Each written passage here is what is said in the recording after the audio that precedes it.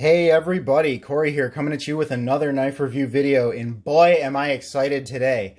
Today we have the Kubey DM902, and the reason that I'm so excited about this is because as far as I can see right now, there are no videos of this knife on YouTube, any of the models. So I'm very excited to be the first person to talk about this on YouTube. So if you're new around here, consider subscribing. I try to buy a new knife every month.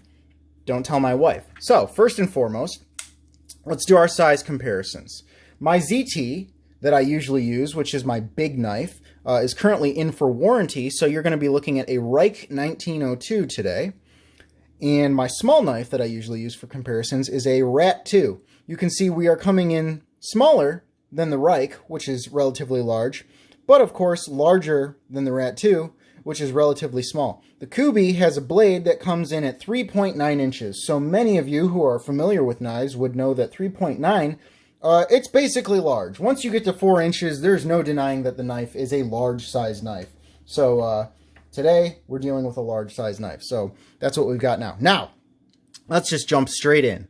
Let's just jump straight into the things that I love about this knife. Look at that shredded carbon fiber. Symmetrical, shredded carbon fiber scales on both sides of the knife. How beautiful is that? And oh, by the way, titanium.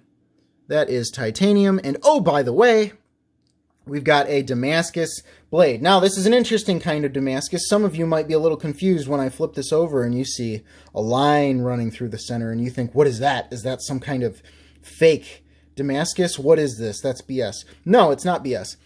This is what is referred to as a VG10 core laminated Damascus. So essentially what they've done, that black line running through the middle, that is VG10 steel.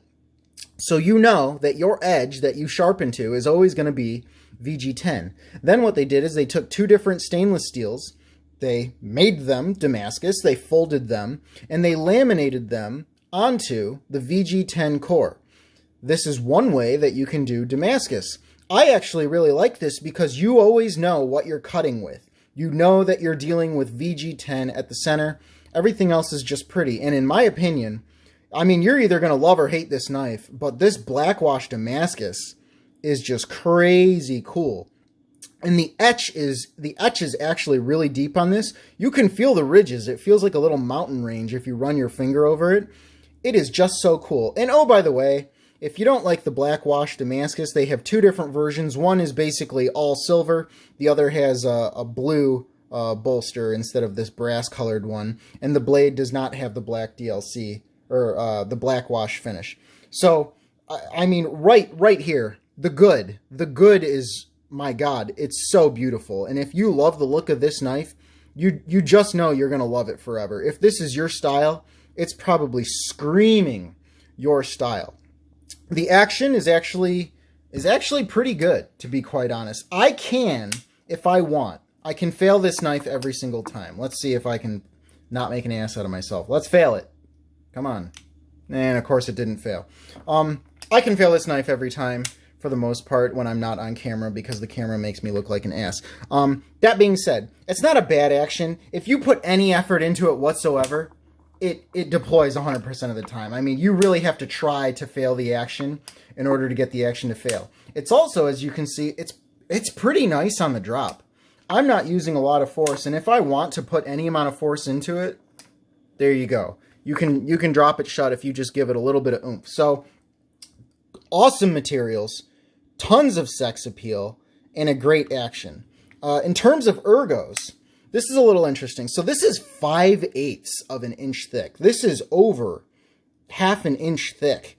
And, you know, it doesn't feel that bad. It doesn't feel that thick. But what I will say, I really wish they did a little bit of contouring. You can see they chamfered everything, but the knife is so thick that it kind of feels like you're just holding a block. And again, it's not that it's uncomfortable, it's just that I can totally tell that if they would have just gone a little bit further, if they would have actually done contouring and made a rounded handle as opposed to just chamfering the edges, this could have been really, really, really good. But that being said, being so big, it fills out your hand. there really aren't any hot spots on this knife because it's so big. It takes up so much space in your hand that, you know, you're not really making enough, you're not making contact with any small spaces on the knife that would cause a hot spot. Other thing in terms of ergos, this jimping is totally aesthetic. It's completely aesthetic. It's very slippery. It's very smooth. It's just for looks, in my humble opinion.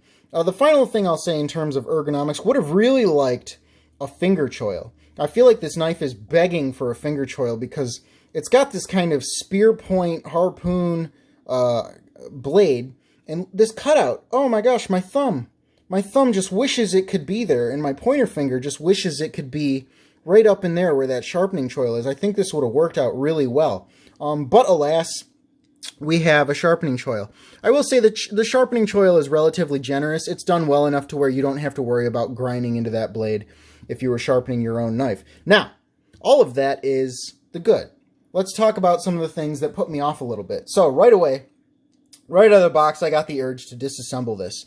These are T6 screws on the body. Not the worst thing in the world. I would prefer T8s, but hey, they're T6. But the problem is, they were all thread locked. And I actually stripped 2 of my cheaper bits trying to get a single screw out of this knife. I had to use my hardened steel bits, and even then it took a little bit more effort than I would prefer. So that's, you know, T6 plus thread locker is never fun for me. The other thing, if you're a Nazi about fit and finish, you can see the screws are not flush. The one in the bolster almost is, but the screws are not flush. So, you know, I mean, if that bugs you, there's that. Now, the one glaring thing about this knife is, well, it's a big knife. It is relatively heavy, but it's a big knife. I'll link the specs in the description.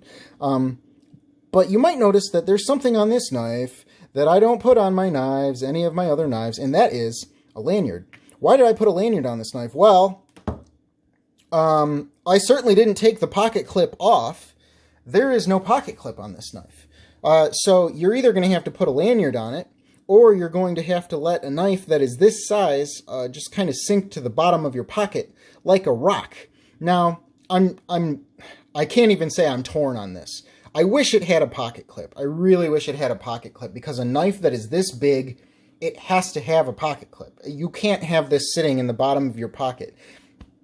Maybe you can. I'm not going to tell you what to do with your knives, but I would have really liked to see a pocket clip on this, because it is a substantial knife. It is relatively heavy, it is relatively long and large, and all too often I find this sitting at the very bottom of my pocket, and I can't get a grip on it, even with the lanyard, honestly.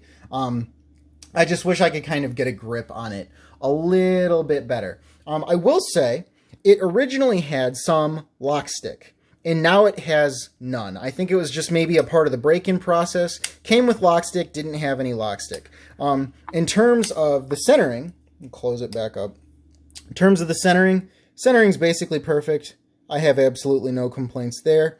And in terms of blade play, there is absolutely none. You can loosen the pivot a little bit more if you want a better action. That's totally up to you, but I found that loosening the pivot even just a little bit did start to kind of introduce some blade play. If you're a fan of disassembling your knives, I want to note, this screw is shorter than these screws. And if you mix up your screws and you put a screw that's too long in here, it will actually come through and it will grind up against the blade or the flipper tab, depending on what it hits first. So be very careful of that, because that was something that it actually got me. Thankfully, it did not scratch the knife. Now, the other thing I will say, finally, if you're looking for a usable knife, every knife can be resharpened, reprofiled to whatever you need.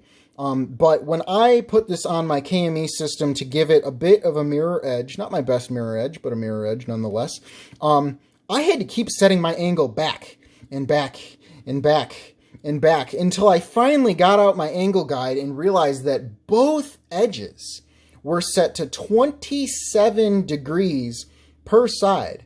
And that kind of makes sense, because when I took it out of the box, I felt like it wasn't slicing very well. And that totally explains it. 27 degrees per side is insane.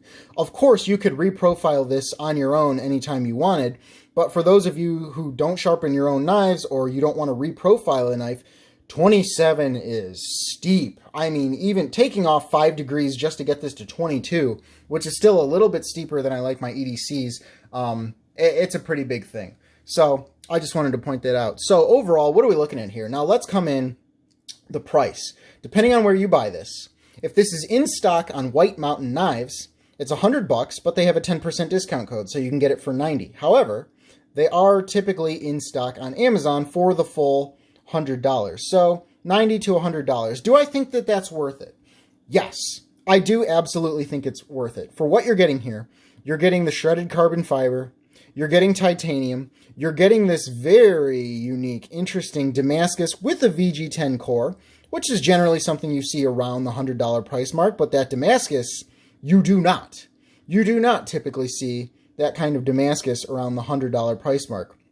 And I think, you know, all the things that I said aside, you know, the Loctite screws, the fact that it has no pocket clip, I think that this knife, its strong points are its aesthetics.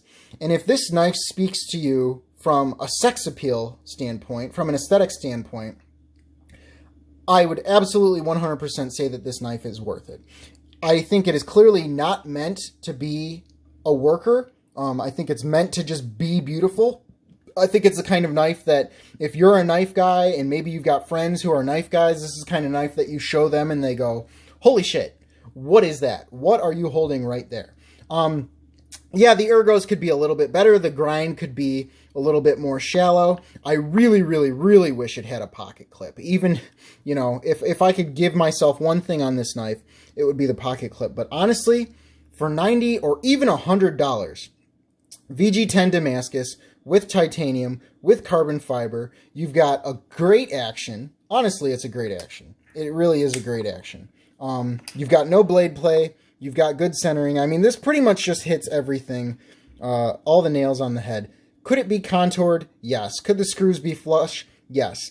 I think they could have tried a little bit harder overall in terms of the construction, but on average, I would say that this is definitely worth the money. It's definitely something that you should investigate, and if you've been thinking about it, if you've looked at this in the past, I would, again, this is one of those ones I'll say, just go for it. If this is up your alley, I promise once you get it in your hands, it absolutely will not disappoint you. So, this has been the Practical Blade. I also, if you're somehow still here after 12 minutes, I'm doing a new thing where every time I get a new knife, I do a silent 360 kind of view. I'll be posting that video too, but if you just want to see this thing up close and personal, it's about a 3-minute video where I just silently walk you through the entire knife. So go check that out if you want a closer look.